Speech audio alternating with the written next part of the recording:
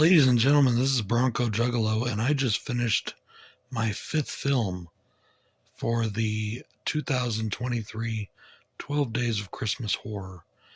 Today I am reviewing Christmas Cruelty from 2013.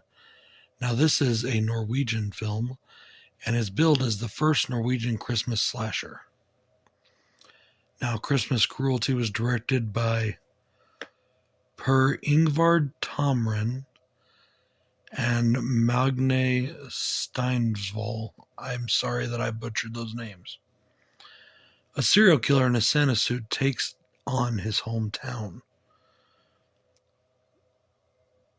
Now, this movie has a 4.6 out of 10 on IMDb. Its budget was 1 million kroner, which equals $93.5 thousand. The actor who plays the killer, Tormod Leon, actually had to walk out of the premiere as it got too intense for him. His own scenes were too intense. I guess he is a deeply spiritual and religious person, and playing somebody that evil really got to him. And watching the scenes really got to him. And I'll get to why here in a minute. This movie starts off with a gut punch, and that is a pro. Because it does have the balls to go there. Now, does it need to go there? I'm not sure. I'll let you be the judge.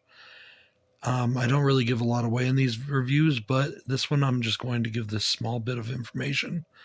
This starts out with a pretty intense rape scene, and then it follows that up with a on-camera baby murder. Now, I only have a couple cons, though. Before I finish off pros, I only have a couple cons. Choppy cuts and editing. That was pretty bad. And then there are multiple rapes in this movie, and I just don't know if it was needed. Now, this is an unearthed film, and I know they really go for the extreme, and that's fine. If you're into extreme horror, that's cool. I just don't think it really served the purpose of the story all that much. We could have had a lot more killing and less raping, just saying. Now, I do really like that there's a gentleman in this movie wearing a Christmas Story shirt, and there's a lot of little Easter eggs. You can tell this is a movie done by movie fans. Watching the killer's normal life while preparing for these murders was just insanely creepy. Watching him interact with his family and being loving with his daughter, all the while reading her very disturbing books of people getting their heads chopped off, which, yeah, it's fun for me, but I'm not reading that to my kids unless I'm just trying to mess with them a little bit. I really like the relationship between the three main characters. I like their friendship. They talk a lot of shit to each other, but they love each other, you can tell. Well, sometimes.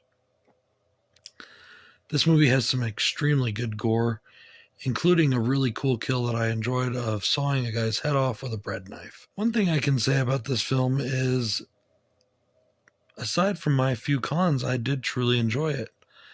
Now, it is in, I'm not sure what the language is called. I can't remember, honestly, that they speak in Norway, but it's not Dutch.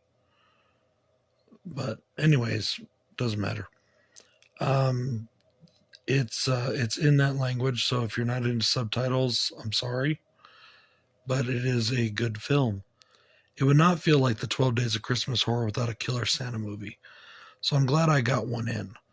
But this one definitely is on the more brutal side. I will say this, all the brutal scenes are at the beginning and third act of the film. It starts off incredibly brutally, and then it drops into normal mode. Normal with our main characters, almost normal with our killer, and then it becomes horrific at the end. All the while with this upbeat Christmas rock and roll music going on. So it does make for a very weird and different kind of film. I did enjoy it. Guys, this has been fun so far. 5 days down, 7 more to go. Let's do this. BroncoJuggalo saying Merry Christmas. Peace out.